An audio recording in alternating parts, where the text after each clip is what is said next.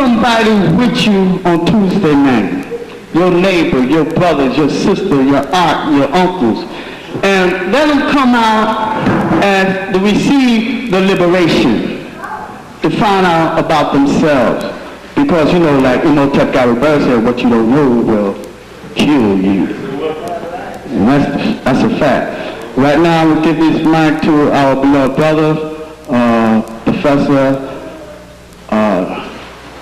Amos N. Wilson. Yes, sir. Thank you. Thank you, guys.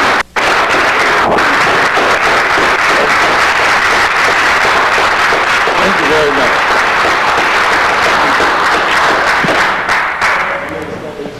Thank you kindly. I appreciate your cause and your welcome.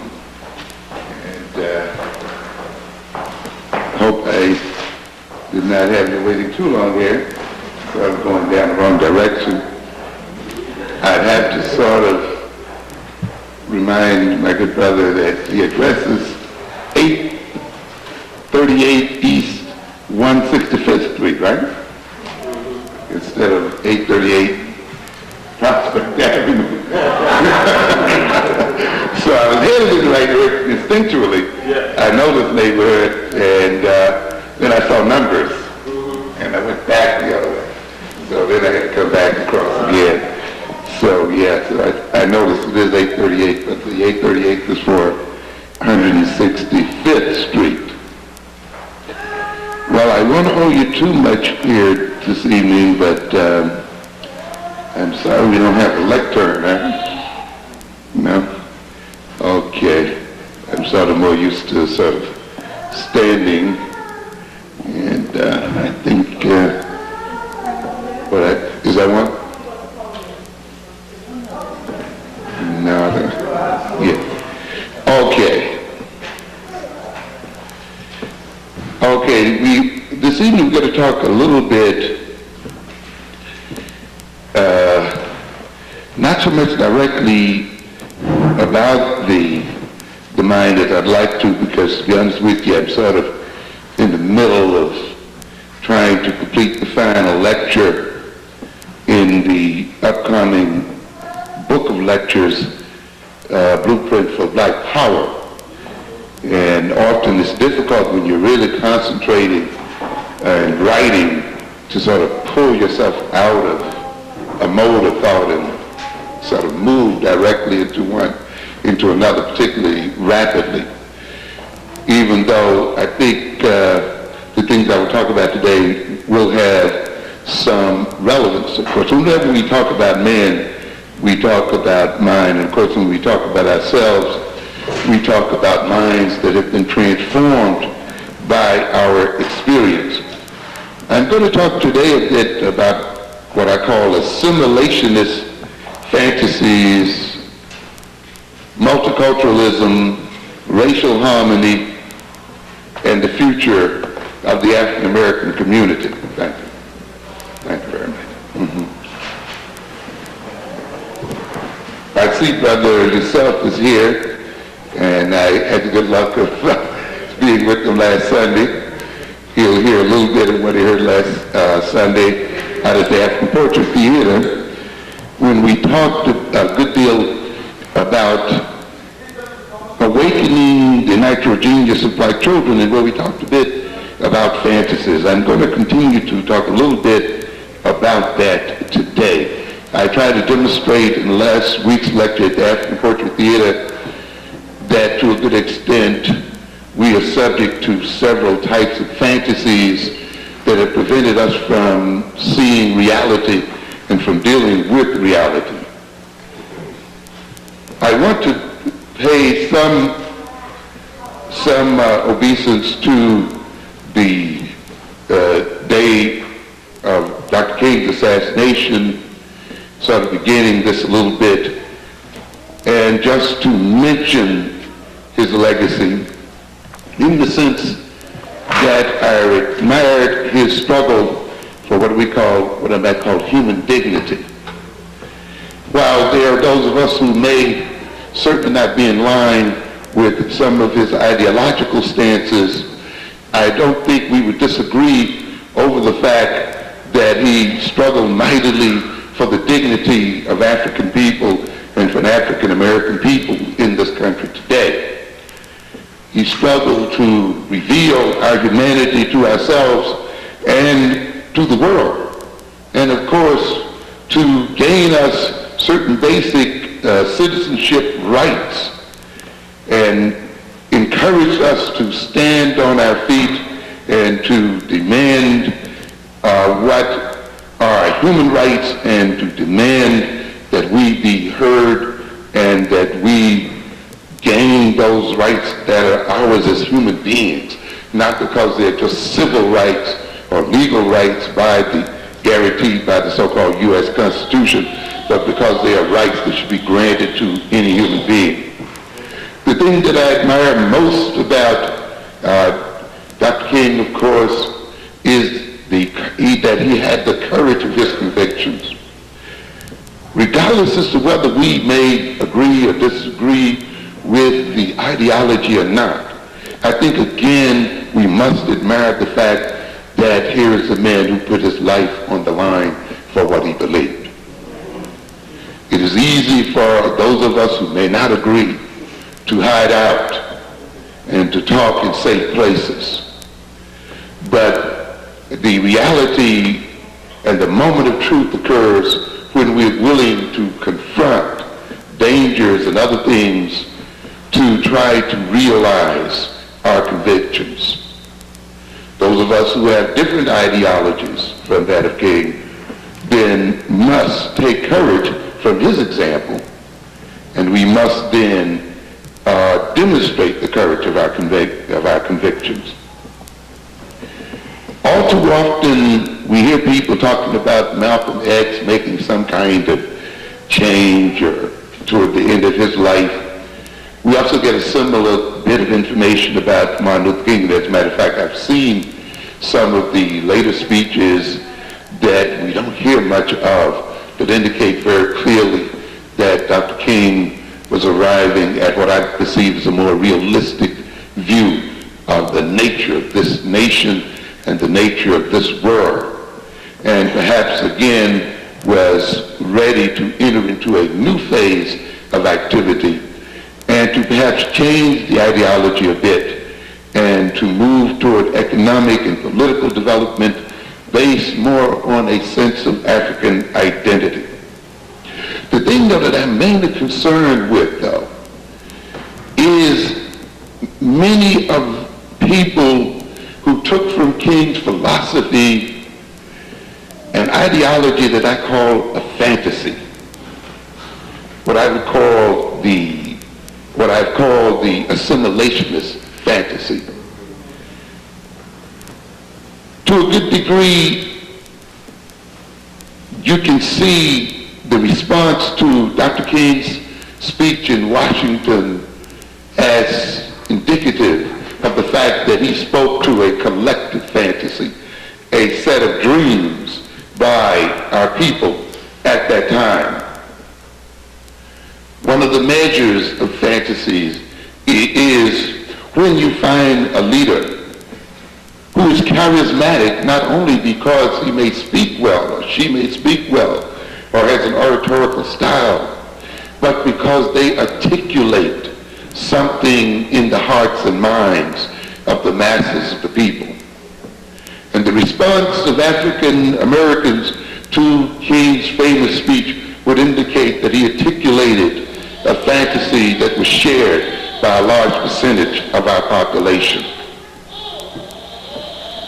This fantasy I've referred to as a compensatory fantasy, a fantasy that seeks to compensate for the injuries done to our collective egos as African people.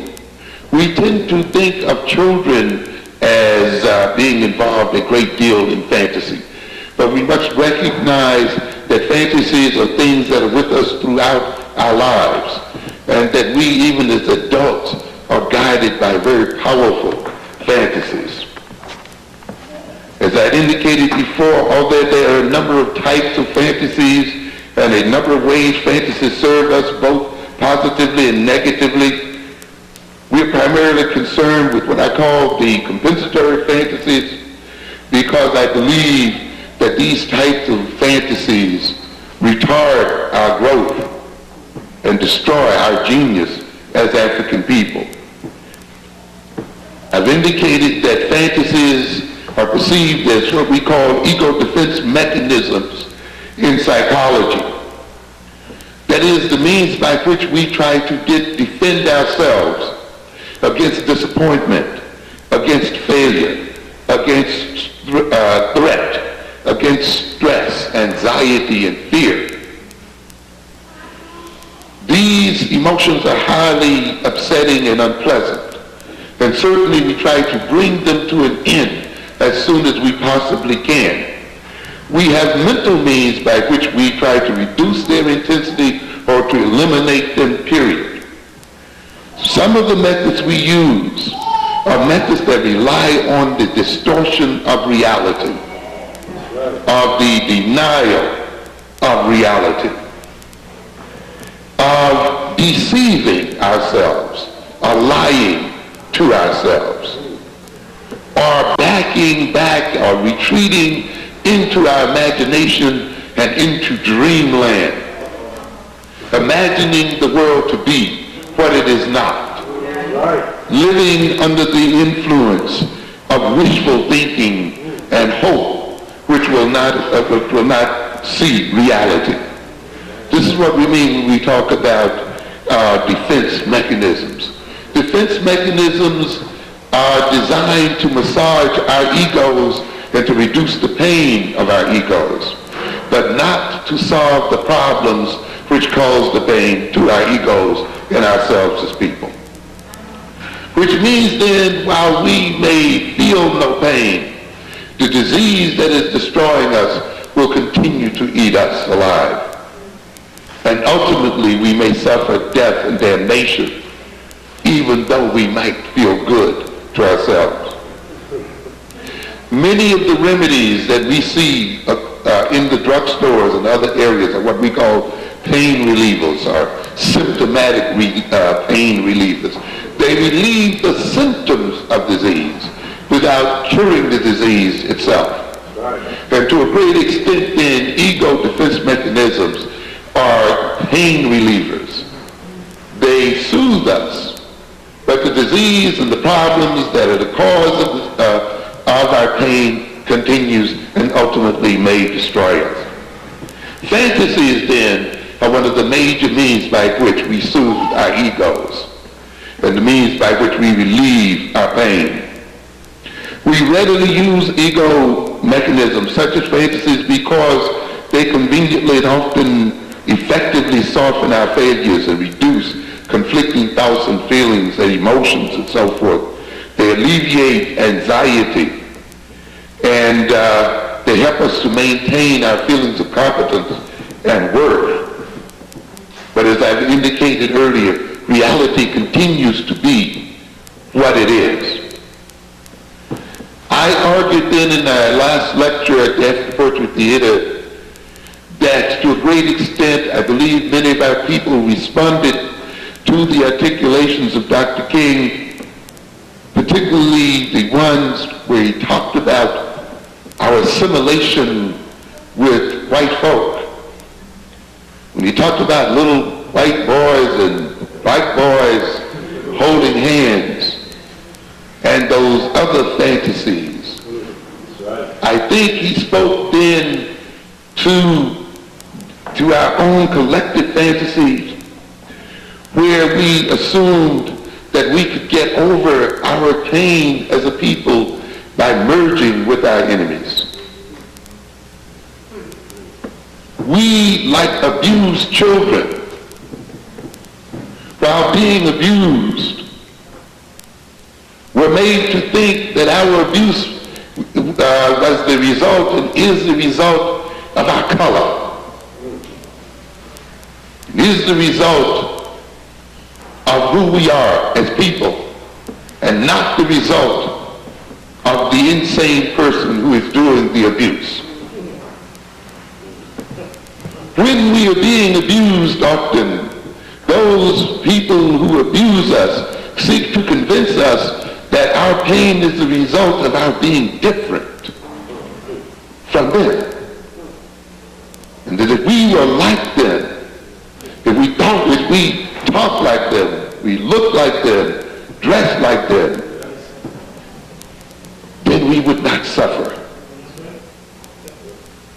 And therefore we have some people who tell themselves when they suffer from the pains of the madness and neurosis of Europeans and the sickness that Europeans represent in the world today, we hear our people saying, they did it to me because I was black. This means that we leave then those who persecute us and exploit us and hurt us in all kinds of ways to appear to be normal, innocent. It is only our skin color, our differentness, that's the cause of the problem, not their madness and not their psychopathology and their illness. And we can only think this, ladies and gentlemen. And we can recognize this when we tell ourselves we want to be just like the people who destroy us. We want our children to go to school with the people who discriminate against us, who have enslaved us, who lynch us, and do all of the other things, and then we want to say, well, I want my child to be just like them. This speaks then to the depth of our own distorted minds and our own distorted fantasies. But it is understandable in terms of what I've said earlier to a degree. When we have been convinced that we are suffering because we are different, then it becomes understandable that we wish to end our suffering by trying not to be different, by trying to convince those who injure us and destroy us not to see us as black, even though we may be realistically black right in front of their faces, and tell them to look at us as if we are some kind of abstraction. We are not flesh and blood and dark skin and brown skin and what have you. We are not flesh and blood with our lips and our hair and so forth. We are just a man, just a person, just an American, an abstraction. We want them to act as if they're incapable of seeing color and incapable of discriminating color in the world. Ultimately, on a deeper psychological level, some of us then would hope to even merge into them and to become one with them, to no longer exist as a black people, to no longer be perceived in any distinctive way from other folk, and particularly from whites. We, in a sense then, in our pain, wish to become invisible and to commit biological and psychological suicide, to deny ourselves and to deny our identity in the hope of escape and in the hope of gaining what we perceive as the benefits of white society and European so-called civilization. This is a fantasy, as I had pointed out before, and it is a compensatory fantasy that is bound to fail. It will never be realized. And I will talk to you later about it. And even if it were, what people who had any pride in themselves, who had love for self, would want to disappear in the eyes of other people, and who would want to disappear in their own eyes? What level of self-hatred and self-alienation must exist in us that we would wish to see our lives fade away from this earth?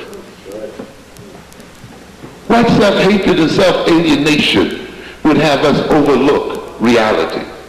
If you think racism is the major basis for conflict in the world, you could not be more wrong. The dream of some coffee-colored people will not end your pain. In South Africa, they got a group of coffee-colored people, and they just put them in a different category, didn't they? They called them coloreds. And so the society still stratified itself. If you know anything about genetics, it will be hundreds and thousands of years before you get a milk-colored race. In the meanwhile, you're going to still have the various shades of color, from light to dark. And knowing mankind, he will use those shades as a basis for establishing domination. And even when the shades disappear, there will exist class. There will exist culture.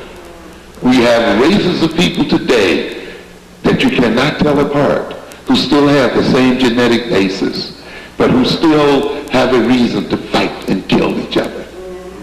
Either reasons of religion or history or some other circumstance, reasons of class and whatever. You shall not escape pain by trying to escape into your white masters and merge into the white man.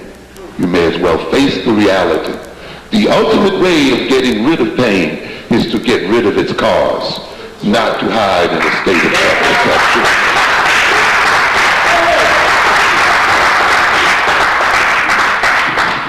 Fantasy is present when the individual group responds emotionally to ideas, values, and ideologies in ways which endanger his or its well-being and future survival. I'm trying to kind of give you a few measures of when you can tell when a person is caught up in a psychopathological fantasy. You see, when the individual responds emotionally and vigorously to ideas and to concepts and values and ideologies, which, if pursued, places the individual in danger, places their very survival in question, then you know that you're dealing with an individual who has been taken over and possessed by a fantasy. And therefore you have to look at people and their ideologies and look at what place their ideology puts them and judge their ideology against the reality of their circumstances. This is the kind of thing we deal with, the psychologists, every day. With people who come in filled with fantasies and beliefs, attached tenaciously to ideologies and hopes. And yet, those fantasies, beliefs, ideologies, and hopes are depressing them, destroying their families, making it impossible for them to love, make it impossible for them to realize themselves and to achieve what their potentialities would allow them to achieve, were they not caught up in curious games, caught up in ideologies and fantasies that ultimately lead many to engage in self-destructive behavior, in various types of addictions, leads them to engage in behaviors that hurt and destroy other people, as well as hurt and destroy themselves. To a great extent, what we call neuroses in psychology is more starkly described as stupidity, where the person continues to hold on to ideas even though they get hurt over and over and over again, where on a certain level you wonder why they cannot logically see that the beliefs are not advancing their interests but actually working against their interests, and yet they continue to persist to the point sometimes of destruction or the destruction of others. So we not only recognize then that individuals can have these kinds of fantasies that send them to psychiatrists and psychologists and ministers and other people, but people also can be in the throes of collective fantasies that place themselves as a people in danger and places their very life as a people in question. And believe me, ladies and gentlemen, African people the world over, African American people's lives are in question today. And the survival of African people on this globe is a serious question at this moment. If you do not believe this, then chances are you too are wrapped up in a fantasy that has cut you off from the reality of what is going on in the world. We recognize that a fantasy is present then when the subject of that fantasy adamantly believes in ideas which are obviously contradicted by reality, facts, and events.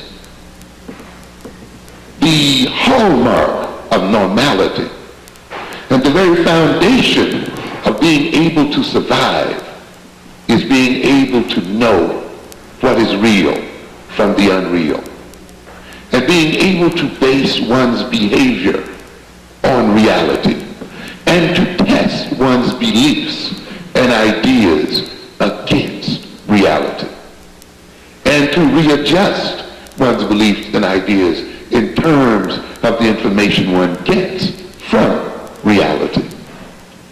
I am not arguing against the holding on to ideals and the striving for ideals, but the striving for ideals should be clearly demarcated from what is real. And one then should not confuse the ideals for which one strives with what is in reality.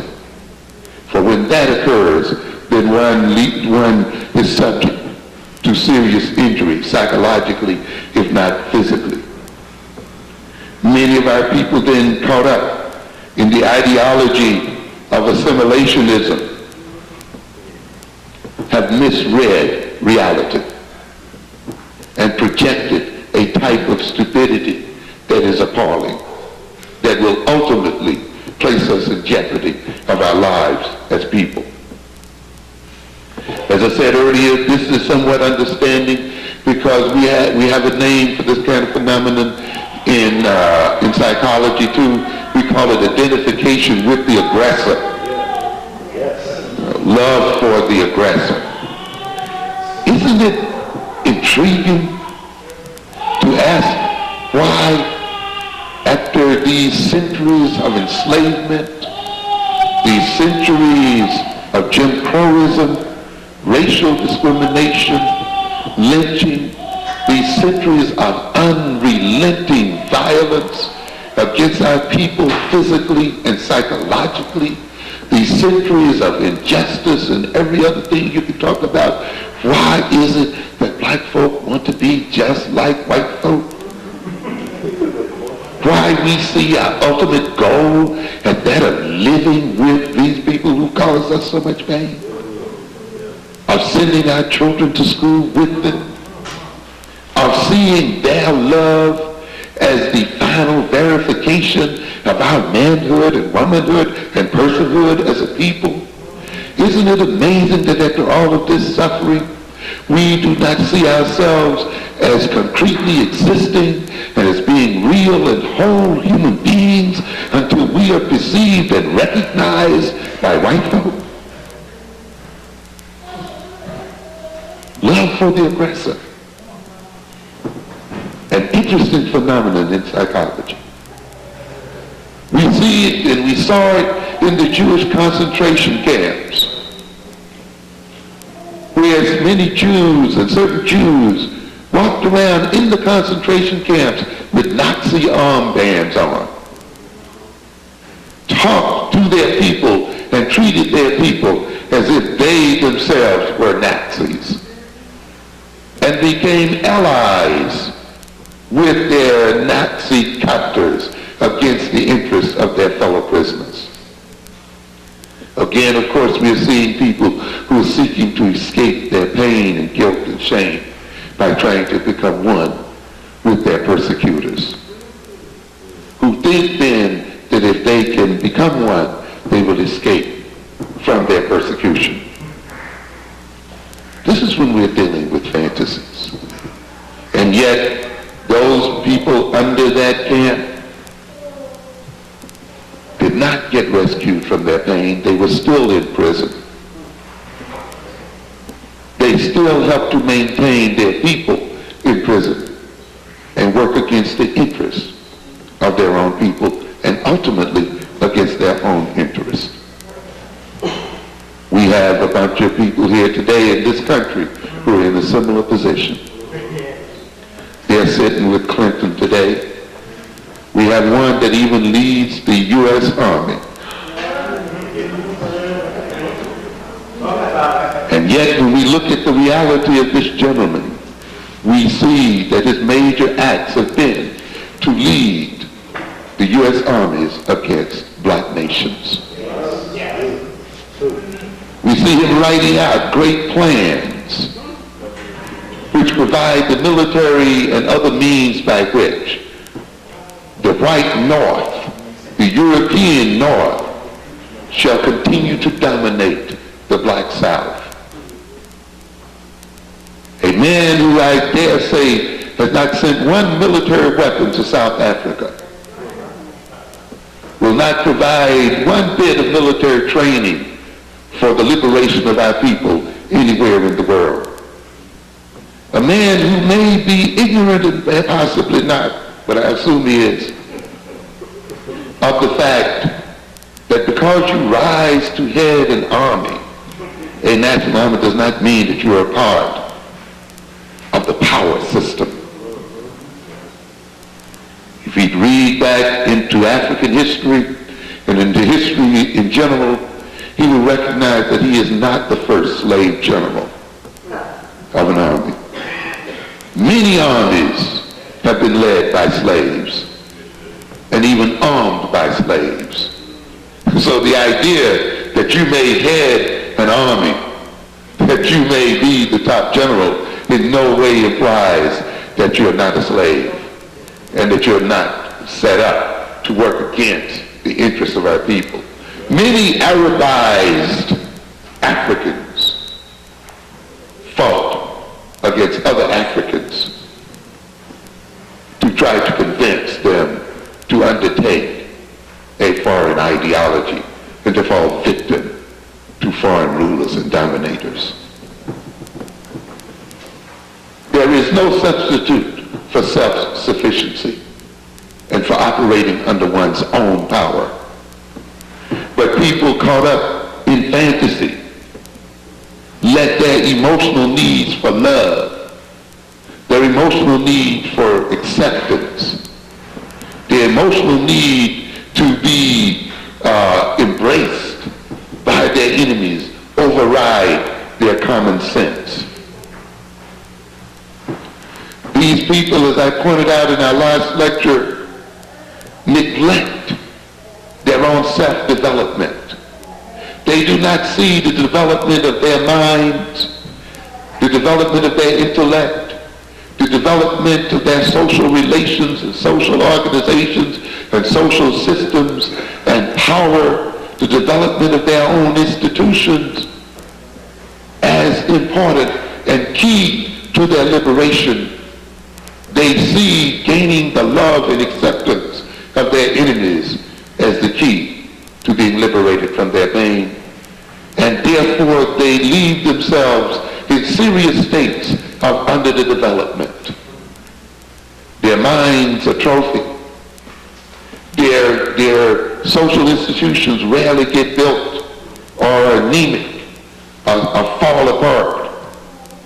And they continue to languish in states and stages of dependency. This is still the way we see, and this is the reality of our people that we see today.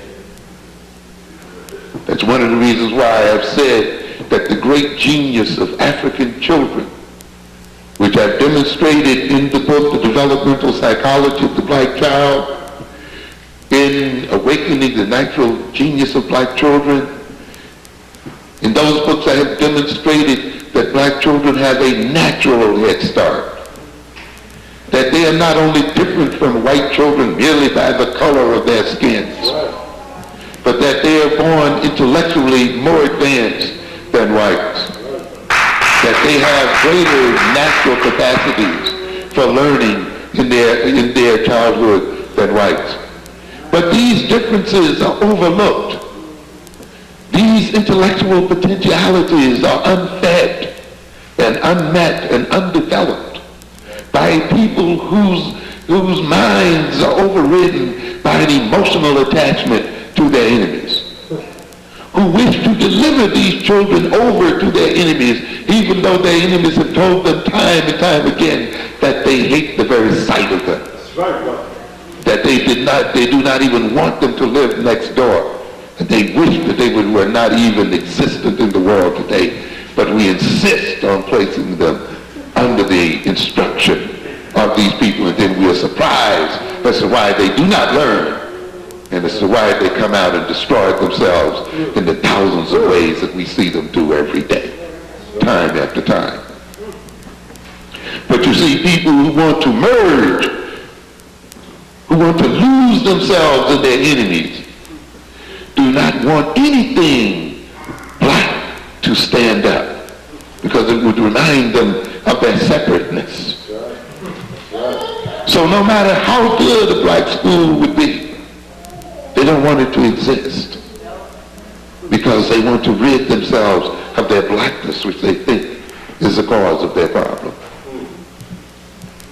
No matter how much you talk about black economic development, they don't want that to exist, because they call that self-segregation.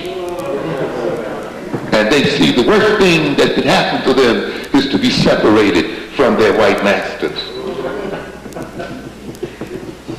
And we see people then constantly engaged in self-denial.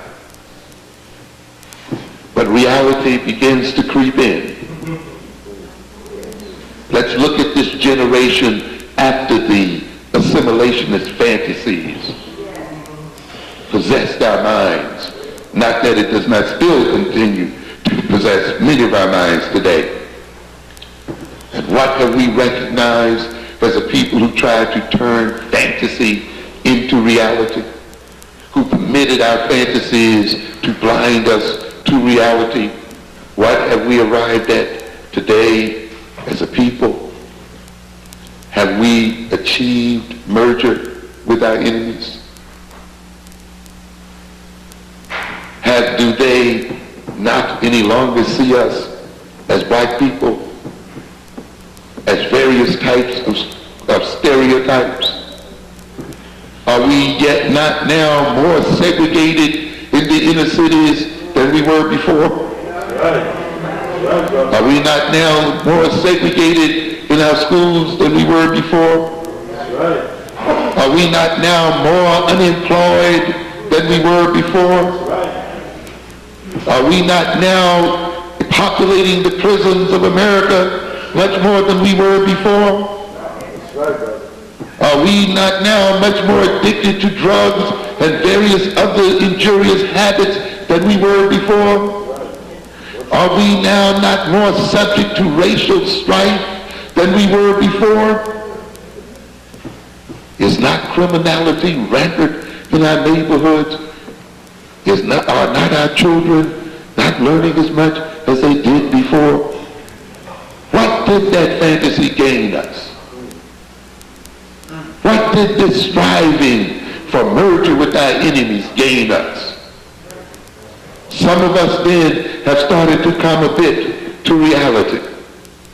We recognize then some 40 years almost after the 1954 Supreme Court decision that the largest percentage of us are no better off, and many of us are worse off than we were at that time. After a generation of assimilationist fantasies, we find ourselves as a people without an educational agenda, still stumbling around trying to find out the best methods for educating our children, still struggling with concepts of African-centered education, multicultural education, integrated education, Head Start, and all the other nefarious and multitudes of programs and projects and titles and entitlements that have only left us confused and basically ignorant and left our problems unresolved. After a generation of assimilationist fantasies, we find ourselves without a cultural agenda. Who are we? Where are we? Where are we going? Where did we come from? After a generation of assimilationist fantasies, we find ourselves without an economic agenda, suffering economically. And I'm going to come back to this in a minute, because the economic situation of African people in the world today is alarming and will soon get worse. Oh yeah, there's some of you out there can point to a few Negroes who've made it up. You know, a part of fantasy is to believe in fairy tales. And one of the standard endings of fairy tales is, and they live happily ever after. So that is this great fantasy, a part of the assimilationist fantasy that said, you know, once we integrate with white folk, and once we go to school with them, and once we break down the barriers to employment and all this other kind of stuff, we will live happily ever after. And yet, you know, history did not justify this belief at all. As I've said on many occasions, people progress in history, but they also what? Regress. All of this happens in history. People may integrate in history, but they also do what? Disintegrate in history as well. Black Americans believe in the American idea of progress, that things must necessarily get better than they were before. Who told you that lie? There is no law in the universe that promises any individual or any people that things necessarily get better than they were before. We've seen nations and peoples and civilizations do what?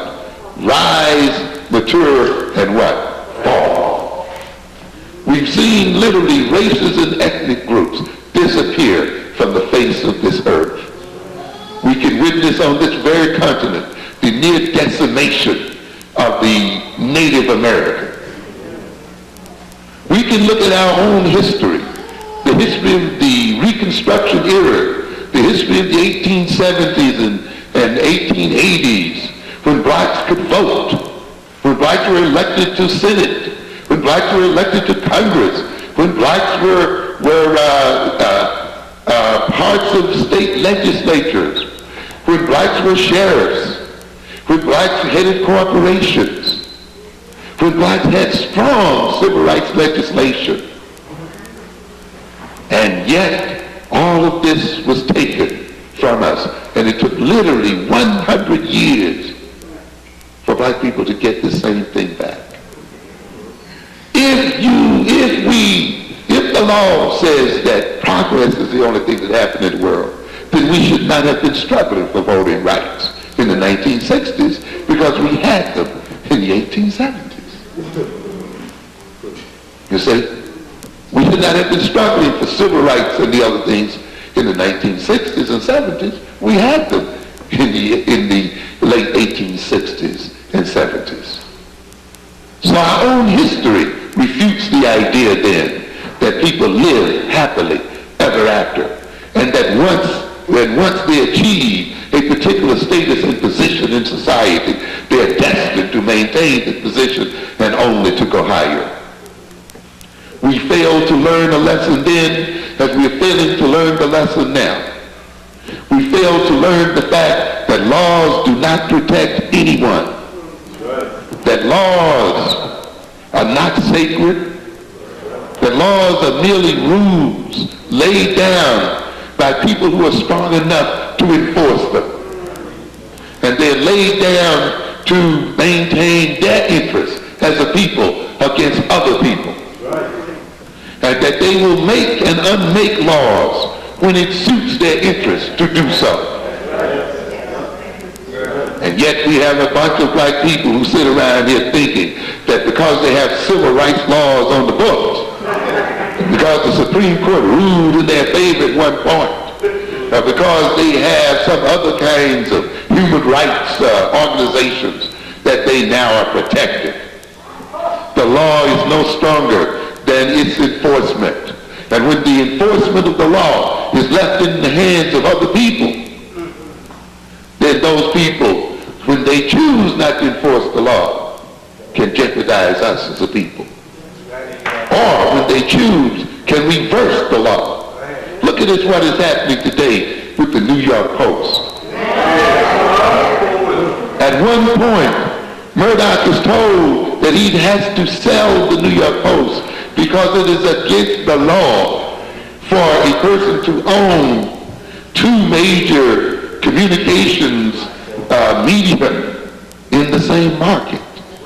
He could not own Channel 5 and be a major person in the Fox network and own the New York Post simultaneously. He had to let one go, so he let the Post go.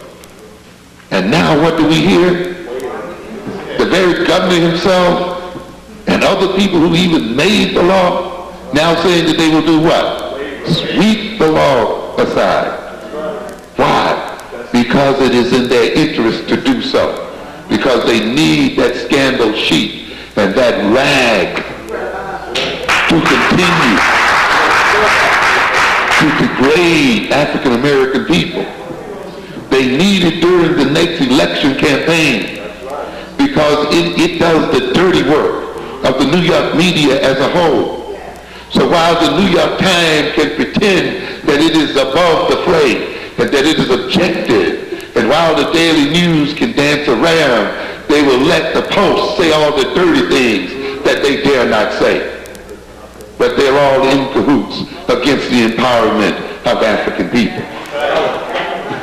And we have not learned a lesson yet that the only thing that ultimately protects the people and protects the interests of the people is that they have the power to protect themselves and to defend themselves against the incursions of their enemies.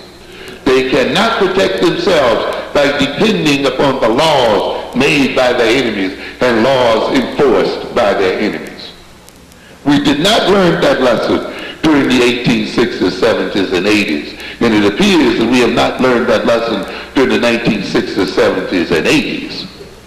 And therefore, we are vulnerable to suffer the same setbacks. And as a matter of fact, we may suffer even worse setbacks in the future.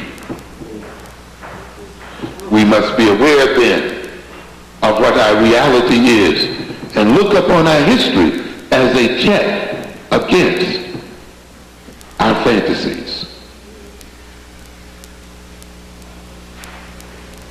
The placing of blacks in these high positions will no more provide for the advancement of African people. It's a major situation, by the way, and very typical of bourgeois rule. To get the average person and to get the masses to believe that their own individual advancement represents an advancement for the race. Yeah. So their promotion to particular positions means, ain't we moved forward in the world? And yet I ask people basic questions. How many nickels have the advancement of many of our bourgeois people put in your pocket? How much has the average black man and woman and the quality of life for the masses of African people been improved by the movement of one black person or 10 black persons from one good job to another? We are supposed somehow to live through these people vicariously while we starve on these streets and we go unsalaried and unemployed. And we are to believe then that the advancement of some few of us represents the advancement of the rest of us. But let's check this fantasy against reality. And we can almost see a direct relationship between the number of black elected officials and the suffering of African people. As I pointed out before, we've lamented the death of Thurgood Marshall, but I find it interesting that he got more out of the Supreme Court while he was a lawyer than when he was a justice sitting on the bench. In fact, it is sort of interesting that he sat on the bench only to watch many of his achievements rolled back by that court before which he practiced. We got a black man who was the Secretary of Health, only to see the black community be devastated by drugs and tuberculosis and AIDS and other kinds of diseases. We got a black man who became the Secretary of Housing, and at the very point he sat in the seat, homelessness plagued and devastated the black community. We see men and women sitting on our courts around the world, and we see men and women who are district attorneys in our county courthouses, and at the point where we see an increase in the district attorneys, the black district attorneys in our courthouses, we see more black men doing what? Going to jail. And as we sit more judges on the benches in various courts, we see the prisons being overrun with black men. Where is this promise then that sitting our black bourgeoisie on the courts of these cities and counties, that putting our black bourgeoisie on the seats of the U.S. Supreme Court would somehow reduce the nature of crime in our communities? We must wake up to reality. Some of us are beginning to wake up. Some evidence that some new, more healthy fantasy may be taking place is, of course, the movement of many toward the memory of Malcolm X. But I'm not all too sure. But it does indicate that some people looking at the reality of our situation and looking for perhaps a different model, a different ideology, a different way of dealing with that reality. But you see, those who are dominant rule by advancing fantasies, by promoting fantasies. The fantasies laid on African people by the NAACP, by the Urban League, and by other assimilationist organizations were funded to a great extent by whites and Europeans. And while one major group would not support our economic development and political development in the deepest sense, they themselves advanced their own political interests. And while they would not support nation building in the African community, they plunked the nation down right in the midst of the so-called Middle East. In other words, we were fed the fantasies of assimilation and integration by the same group who concerned itself with building a nation and building power so that it would no longer be dependent on the goodwill of other people, because they learned the serious lesson that sitting on the goodwill of other people may mean circumstances one day can change, and people who may not have noticed who you were or noticed that you were racially different suddenly begin to realize who you are and act on it. It becomes very instructive to recognize that at the time that the German Jews were persecuted and started to be and were being gathered up for the gas chambers, they had achieved the highest levels of integration in German society. Many of them thought that they were truly German. They identified with German culture and German ideology, German literature, and contributed to its art, to its sciences, philosophy, and so forth. And yet, the convergence of various circumstances singled them out again, and they were persecuted. So the idea here, ladies and gentlemen, that we can throw up before this community all the things we've contributed to America, which is what I call, historical contributionism. We brag about how much we've contributed to America, how we built America, how we contributed to its arts, how we contributed to its science. And we even go back into history and say, well, we taught your great forefathers, the Greeks, civilization. That's not going to save you. That provides very little defense when for one reason or another people may decide to do so. They may say, oh yeah, you Egyptians, you were true Africans. We know that. You taught our Greek forefathers. Yes, we're aware of that. And you made great contributions on into the chamber. We'll remember you.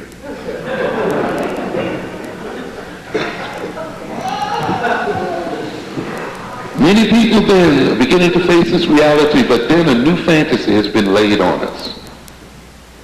What I call the New Age fantasy. The New Age fantasy of multiculturalism. A warmed over assimilationist ideology. An idea that developed from what we call cultural pluralism, as defined by Christine Bennett in her book, Comprehensive Multicultural Education. Cultural pluralism is characterized by mutual appreciation and respect between two or more ethnic groups. And when we talk about the multicultural curriculum, she defines that curriculum as the curriculum develops knowledge and understandings about cultural differences and the history and the contributions of contemporary ethnic groups and nations, as well as various civilizations in the past. How does that feed you? How does that employ you? How does that protect your very lives and biological interests? This kind of knowledge, this kind of respect for other groups.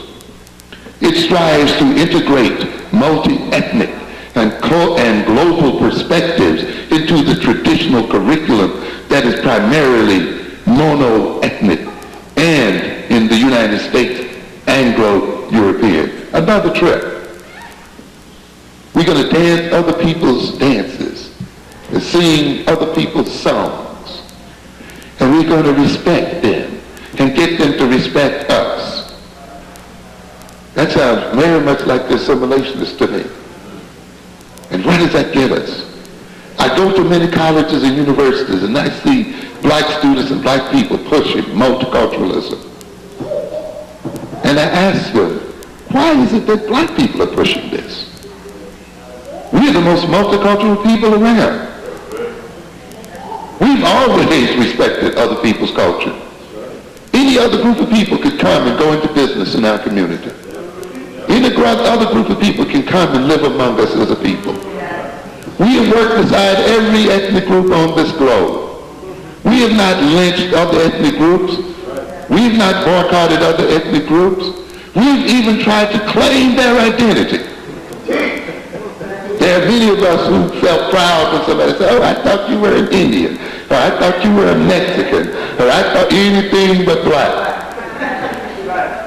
Black people have not rejected other people's culture. They have not made other people suffer. We eat every kind of cultural food there is on this earth. We wear every kind of cultural dress on this earth. We support every kind of cultural group on this earth. The only cultural group African people have rejected is African culture itself.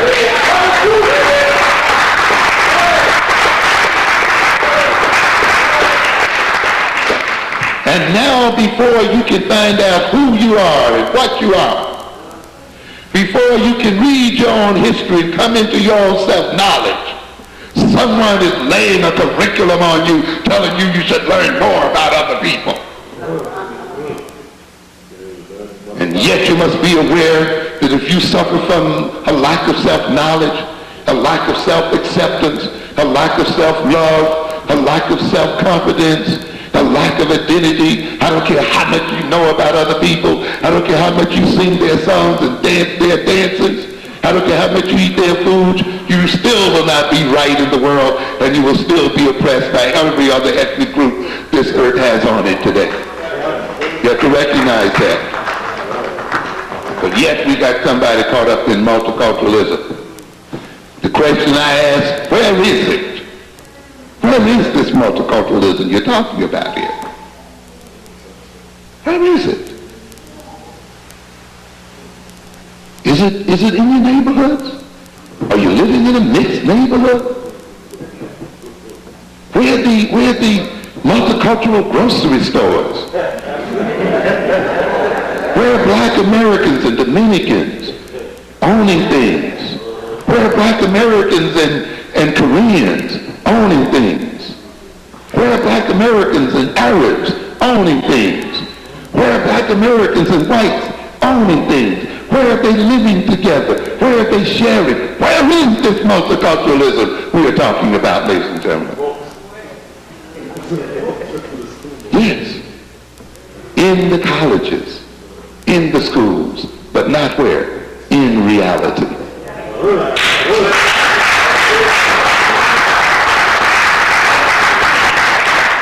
And we are being taken on a trip. And if you take a little time and check a bit of reality, you will come to recognize that at the very point multiculturalism is reaching its zenith in popularity, is at the very point where the world is literally breaking apart through what? Ethnic conflict. Every evening it serves and croaks and this one and that one. Where is this racial harmony that we're talking about? Huh? Or is it another game to be run on black folks' minds? Is it another fantasy that we'll trip on for the next 30 years while people exploit us and use us?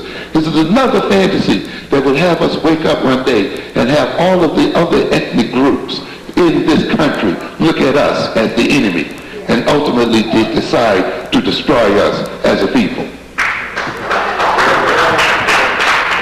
While we were caught up in our assimilationist fantasies, we've seen every other ethnic group come now to achieve the identity as a minority in America. And those programs that we struggled so hard for and fought so hard for to advance our interests as a people, now we got to share with every other group that decides to give itself a name. All of a sudden, white women became minorities. You see. All of a sudden, immigrants became minorities. Yes, and I'm going to say it. Some of you don't want to deal with it, but you got to deal with it. It's real. It's real. And I'll tell you up front, African Americans should be the first in line to get from America.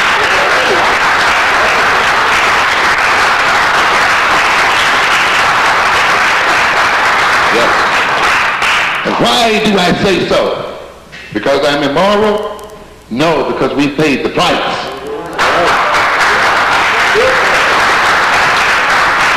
We paid the price of the hundreds of years of slavery in this country. We paid the price of Jim Crowism. We paid the price of lynching. We paid the price of injustice. We paid the price of police brutality. We paid the price of unemployment. We paid the price of ignorance and miseducation. We paid the price with our blood in every theater of battle this country has ever entered into. We fought the Revolutionary War. We fought the Civil Wars. We fought the Spanish-American Wars. We fought the Indian Wars. We fought in Europe. We fought in Japan. We fought all over this earth.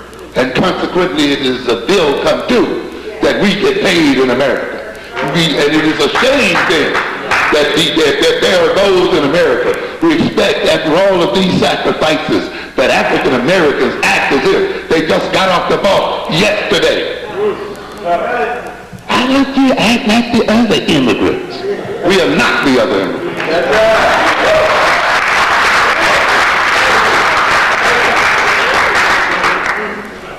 But this is what happens when you fall prey to fantasies. You become become afraid to speak up for yourself because you want to be loved too much. You want to be accepted too much. You want to be liked in the community. You want the Korean to smile at you. Yeah. You want to see in the eyes of other ethnic groups that they don't see you as black. And just for that, you let them take all of your money out. Just for that, you'll let them starve your children in the street. Just for that, you won't even educate your own children. You won't provide them with recreational facilities. You won't provide them with employment because you want to be loved and accepted by somebody else. You're going to die looking for love and acceptance.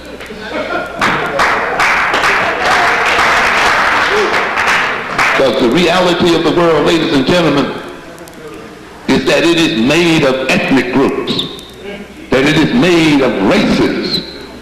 And if you believe so, it was made by God, there must be some damn purpose for it.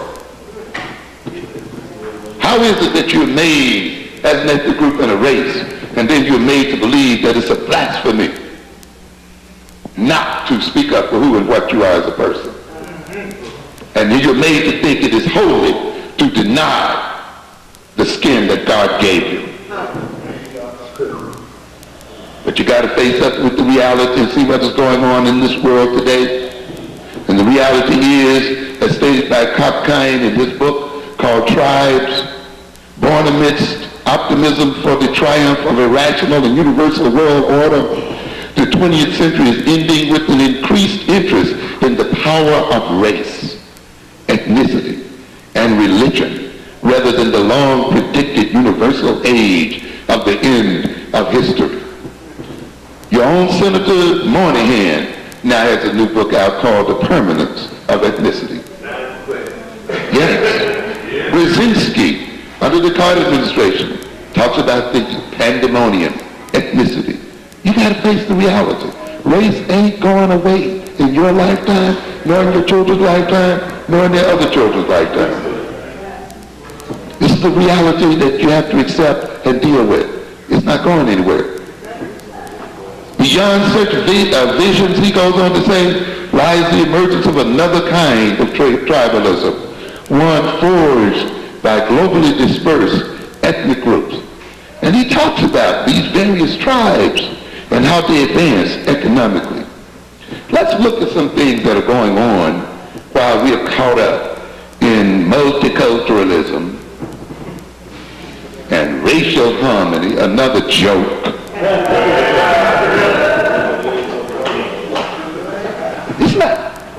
It's not that I don't want harmony between races. You see? It's not that.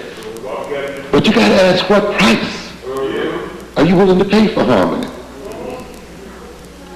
Are you willing to pay the harmony of the grave?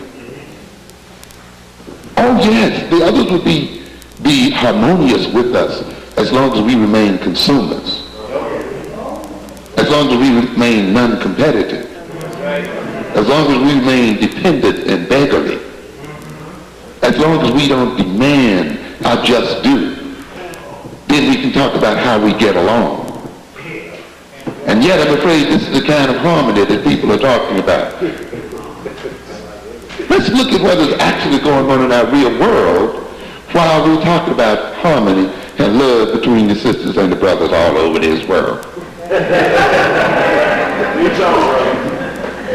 Now take you through a quick trip. I know we got to go here, but I just want to take a couple of things here because it's important, like I say, if we're going to remain sane, to look at what is really going on. As I said earlier, where are the multicultural businesses? Where are the multicultural jobs? Now I picked up this paper this weekend, one of those free papers called Manhattan Spirit. And it has on it, it says it's the West Side's largest weekly newspaper.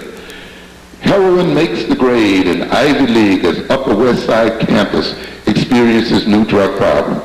Well, they're talking about the students at Columbia who catching on to the heroin habit. Matter hard over there. As a matter of fact, they call it Columbia's dark secret. Okay. kind of interesting, by the way. But one of the things I caught here was a segment taken out by the Koreans, what they call it, Korean America, a New York story, page 20 to 25. So we took out about 5 pages of ads here. And let's see, they're talking about various things. Let me just read you a few quotes. Here they talk about a new publication targets Asian American youth.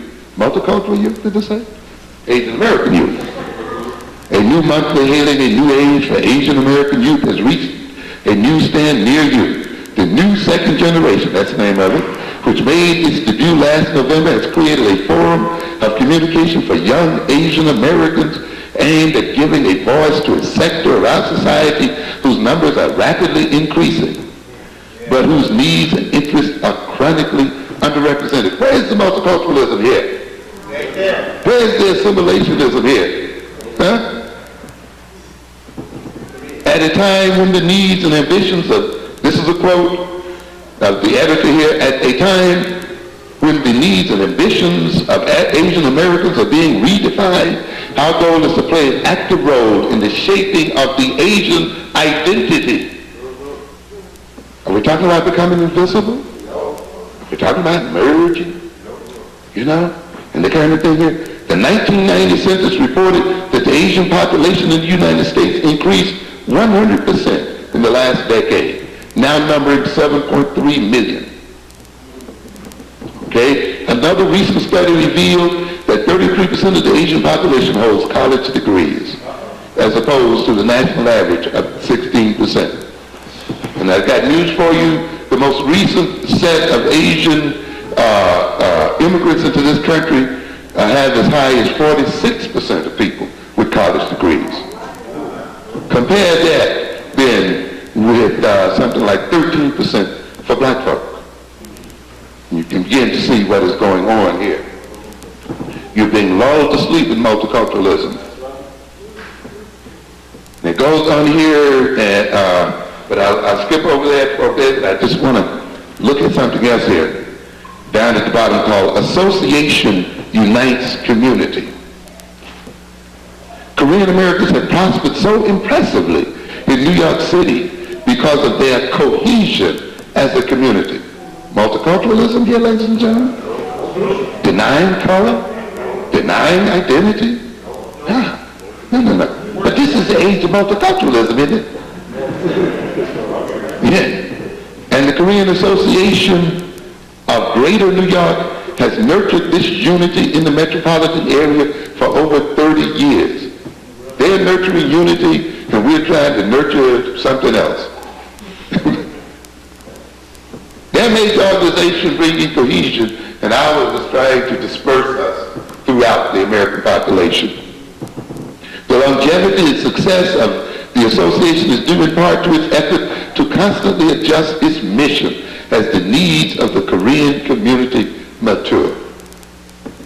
Now that Korean Americans have achieved social stability and economic prosperity, the Korean Association is looking to help improve relations between Korean New Yorkers and other ethnic minorities in the city.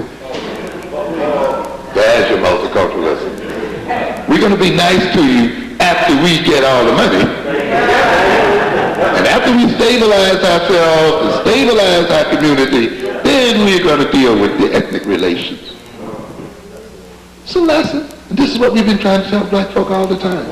Why are you trying to integrate and love other people and get caught up in it when your greatest problem is to do what? Integrate with yourself and love yourself first.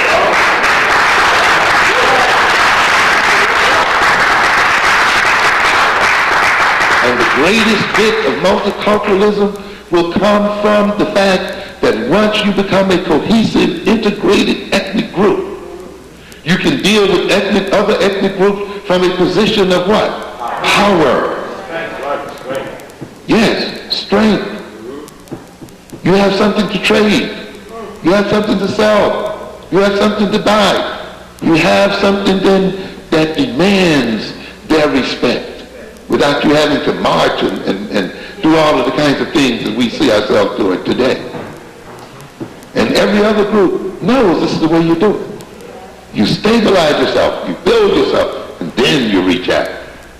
To live harmoniously with other ethnic groups, we need to reach out and cooperate one with the other. But we notice this is coming after what? 30 years of economic development.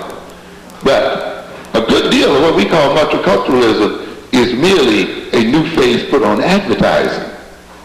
You say, well, we recognize that other groups exist in the world. We want to sell them things. This is chiefly the way whites approach it.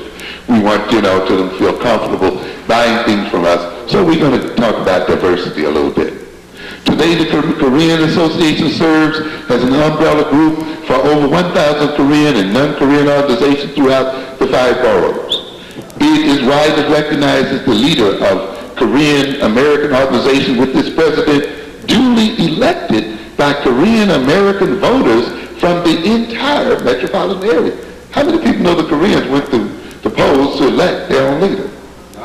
I know, we were so busy trying to run for president with Jesse Jackson until we didn't recognize that. And I've said often that Jesse Jackson would have been a much more powerful man if he'd run for election within the black community and served as an elected official of the black community representing the black community's interests, rather than trying to run in some general election. He could literally have led the so-called third world had he led the black community and identified with it and integrated with it and been legitimated by it. You say, because this is what groups do, who are real in the world. And it goes on here. Now they're getting ready here, let's see, to deal with what they call charities. See, here we come, right, when it comes to the charity part. They're going to give us some turkeys.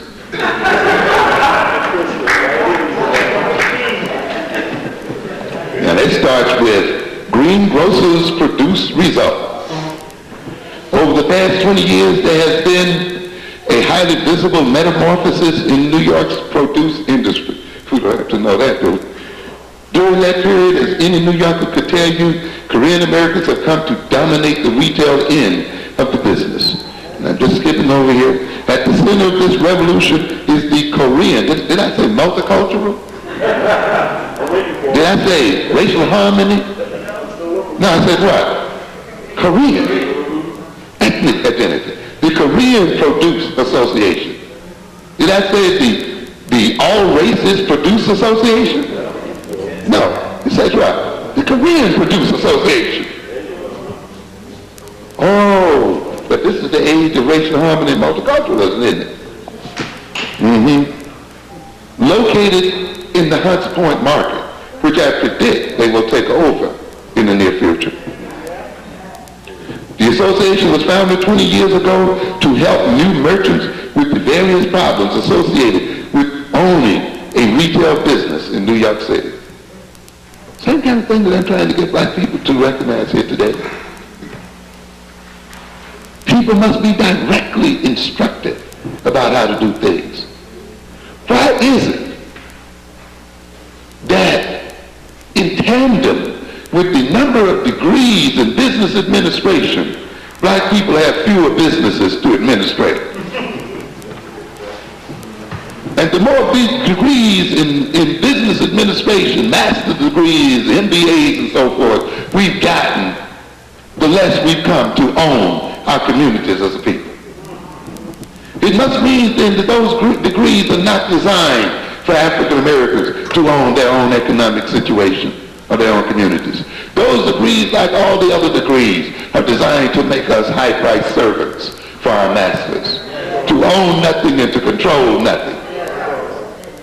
Get them so that we can serve other people in the exploitation of our own people. No amount of going to college and getting a BA in business administration is going to tell you directly how to run a grocery store out here on the street. Because the course is not designed that way. The thing that I'm trying to get people to understand here, we need to put out these publications that say directly how to own a grocery store. Yeah. 1, 2, 3. Where's the wholesale market? How do you rent? how do you do such and such a thing? This is the kind of instruction in business we need, not some kind of lollygag theory. And a lot of doggone accounting, but direct information about how to do what is real. Not something feeding a bourgeois fantasy, but something that actually feeds the people. And yet this is what other groups do. There are two curricula in this world. There's the formal curriculum in the schools, and there's the curriculum that takes place in the homes and in the businesses and in the streets of an ethnic group. And it's the ones that take place in the streets and in the homes and so forth that's the real one, not the ones in the schools. You see. And when we talk about African-centered education, you see, you can begin to see why African-centered education differs fundamentally from many other forms of education, because it looks at the problems we have to solve. I guess my time is running out here. So I'll wrap it up. But I just want to point out a couple other things here. It was founded 20 years ago to help the new merchants with the various problems associated with owning a retail business in New York City. Starting with only 30 members, the association has expanded to over 1,000. A key element of that strategy has been to share ideas and concepts which led to the revitalization of their industry. Not being educated for whom? Other folk. Not being educated to solve who's problem. Other folks' problem, but whose? Their problem. But the Negro thinks he is really being educated when he can tell other ethnic groups how to solve their problem, but he can't solve his own. In fact, that's why he goes to school, to solve other people's problems. And he's called brilliant and smart when he can solve other people's problems, but he cannot use his own intelligence to resolve his own community's problems. The association also guides members through the gauntlet of problems they frequently encounter when operating in a foreign business culture. Interesting. I've told black people for years, you must see this business culture and the American business culture as a white culture. Stop talking about standard business practice. These are white folks' business practices. Designed to meet their needs based on their history and their experience. And when you practice them, if you practice their practices, you can only do what? Support them. There's no such thing as a standard business practice. There's no such thing as I've said before, that's standard education. You understand? There's an education that meets your needs. There's an education that advances your interests. There's education based on your history, based on your psychology, based on your values, based on your goals, which are not the same as other people's history, psychology, and goals. And therefore, when you get an education that is not fitted to your own realities, it is going to work against you and destroy you. But this kind of lack of knowledge is hidden behind the concept standard education, standard business practices. No such animal. They didn't come to learn standard education, standard business practices. They practiced the kind of business that was relevant to their own reality as a people, relevant to their history and their psychology and their culture and their tradition. And it worked. But those of us pretending to be white, acting like white, have only succeeded in maintaining our separation and degradation as a people. I told people years ago, there's no such thing as a black bank, but you went on over there and you built up Freedom National to get yourself insulted. And every year it sat on that street. For every year it sat on that street, we got additional non-black businesses on it. And yet you were deceived into thinking that that bank sitting on that street would advance black economic interests. It could not. If you look at the reality of the American economic system, if you came to understand the nature of the American banking system, and if you came to understand the nature of our economic situation, you would recognize that a commercial federal bank is the most inappropriate institution for advancing a group's economic interests. You put your monies in there and financed the moving of jobs out of New York City. You put your money in these banks and you finance building of highways and sewers and suburbs and moving jobs and factories into the South or out of the country completely. Let me tell you, because the bank just doesn't hold your money. It must invest the money. It must lend the money. And what does it do? If there are no businesses in your own community to which a bank can lend money, then it has to invest its funds into someone else's businesses and someone else's assets. Yes, we're bringing it in here. Which means then the African American community, because it misunderstood its own economic reality, supported the reality of other people and led to its downfall. I just want to quote one more thing here so we can begin to get some sense of what we're dealing with, and I'll be through it right after this one. New York Times, March 22nd, 1993. You know, I talk about education.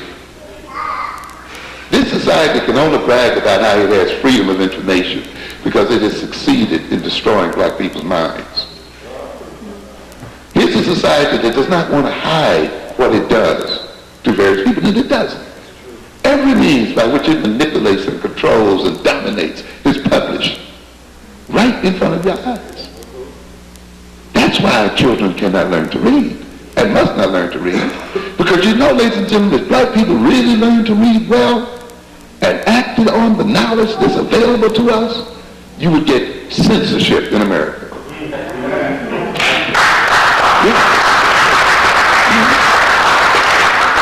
They would hide knowledge from you. The only way then that this country does not hide knowledge from us, it makes sure that we take no interest in reading, that we run from books, we run from papers, we run from libraries. We see reading as unmanly. You see, we get headaches when we read. We get sleepy. We see it almost as un-African. We start even making excuses for ourselves. I thought it non-linear. Why there's we got a lot of that stuff too. People hiding things. We are intuitive people. Yeah, right. Just means you don't want to do the hard work of reading and thinking. You want to sit around and guesstimate and estimate and all these other things instead of grasping onto reality and being precise in what you're doing. Seeking new tides and clouds, Korean grocers joined voices. The Korean Grocers Association of New York had a surprising guest give the invocation at its annual awards meeting last month. The Reverend Al Sharpton. Not only that, they have also sponsored spots on black radio stations honoring heroes like Thurgood Marshall. The Korean Producer Association ran a scholarship program for black minority students in conjunction with the Amsterdam News. Got a picture right here. They're sending 2 colored girls to Korea over there. President of the Korean Association of Greater New York provides last-minute tips on life in Seoul, Korea. Provide tips on life in America, man, to 3 young students, black people, sitting here. Mara Griffith, Elizabeth Ortiz, and Duana Evans, shortly before they left earlier this month for studies in the Asian capital on a scholarship program established 2 years ago by Kyung-hee University for African American students. A total of 100 scholarships were given to studies on the undergraduate and graduate levels. Under the arrangement, students are to be sit in groups of 20 over a 5-year period. Come on. Come on. Typical neo-colonial game, typical brainwashing game, and how cheaply we can be bought as a people. Giving away millions and billions of dollars for a few stupid scholarships, and for some people who are going to come back and convince us that it's in our interest to support people who exploit us. Yes.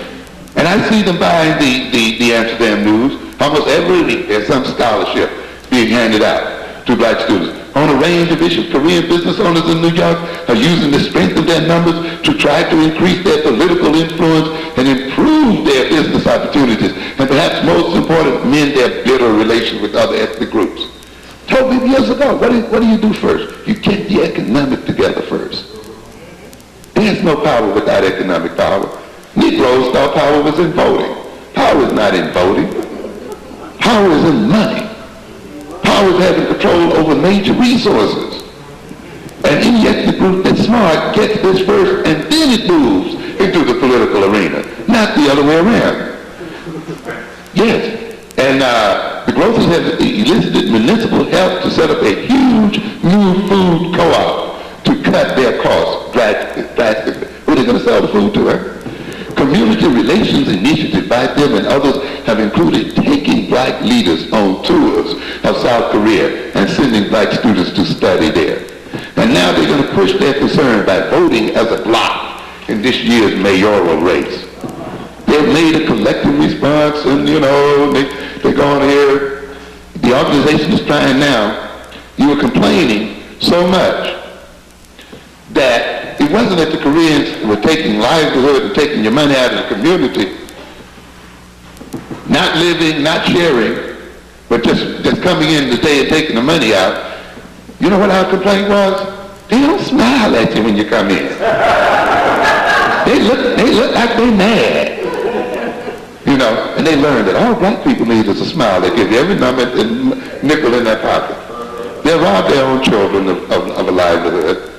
They'll starve them. They won't keep their money to educate their children, even though they complain about it. Smile at them. Say hello. And they'll just lay it on you. The organizations now are trying to change the behavior of Korean business people so that they are less likely to spur a negative response.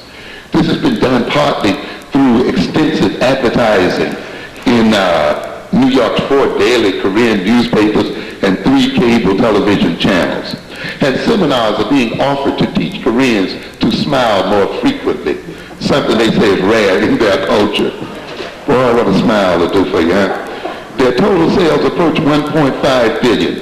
It's thus hardly surprising that the giants of the food industry, from Anheuser-Busch to General Mills, streamed to the association's 2nd annual food and trade show. Did they say multicultural show? No, last month. The Grocers Association, they give a little history to Koreans who remain in the food business, and they go on here and they talk about, now what are they getting ready to do? Now they got clout, fighting sidewalk competition. Okay? Yes. These competitors have numbers. Now, more than any other issue, it is peddling that is energizing Korean store owners to register and vote. Their goal is to drive the city to crack down on illegal vendors and more tightly regulate legal ones. Black men pushed into the street, kept into the street, and now we get a group of people who rise up on the black man's money, and what thanks do we get? We turn around now and he's going to use his clout to run them off the street. But of course, how can they not consider us fools anyway? People who went and fought in Korea and died in Korea, whose blood was shed in Korea, whose blood will still be shed in Korea tomorrow if the North Koreans decide to attack or the Chinese decide to attack. And while we were dying and fighting for them, they could have come over and enjoyed the privileges that we could not even enjoy at the time. And while our monies and our tax monies and so forth were going to protect this peninsula, going to make this peninsula a safe place for the white boys to invest in so that they could get rich. While black tax money was going to Korea to build highways and infrastructure, while black money was going to invest in the building of industries and the stabilizing of governments, something that the United States never did for African nations of African people, even though it was filled with African people on its very soil. We are dealing here then with the people who should have come here and given you thanks for the sacrifices that you made in protecting their lives and ensuring their freedom. And yet what we get a bunch of black folk who believe that they owe the Koreans a living and who support their becoming wealthy so that they can turn right around and run even the vendors off the blocks of New York City. This is because people believe in fantasies and will not deal with reality. Ladies and gentlemen, racial identity is not a joke. It's not a thing. It's not just a custom. Identity is the source of a people's survival. It is the key to people's survival. because identity is the basis upon which they organize themselves. They act in unison and act as a collective. It is a means by which they share one with the other and structure their relationships in such a way that they enhance their living and they protect their very lives. And I'm telling you today, then, ladies and gentlemen, in this age of multiculturalism and racial harmony, that if the black man does not reestablish his identity, and then if the black man reclaims his identity as an African man, an African woman, unless we reclaim African consciousness and identity, our days on this earth are not long. Thank you kindly for your attention.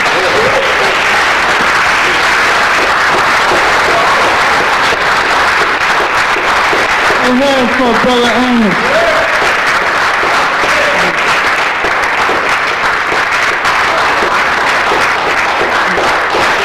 Right now we're going to take a collection for our speaker like we do every week.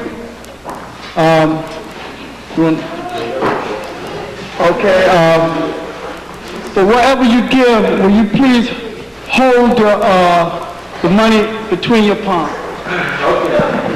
Okay. You ready? You're going to be still? And whatever your collection is, you hold it between your two hands and repeat.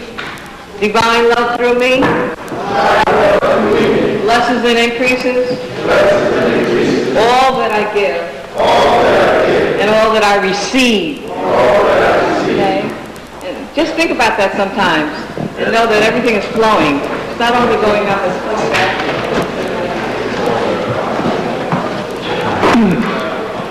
You know, a brother like Amos Wilson, he got so much information,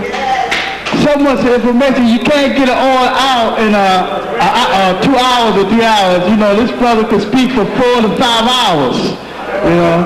So we are thankful that he came and blessed us with his knowledge that he showered upon us. We usually get question and answer, but it's running late. And this is not our place, but we have to abide by the rules and regulations of this place. So we thank you for coming out. Baba Justice will be here next Tuesday. And bring someone with you. Thank you.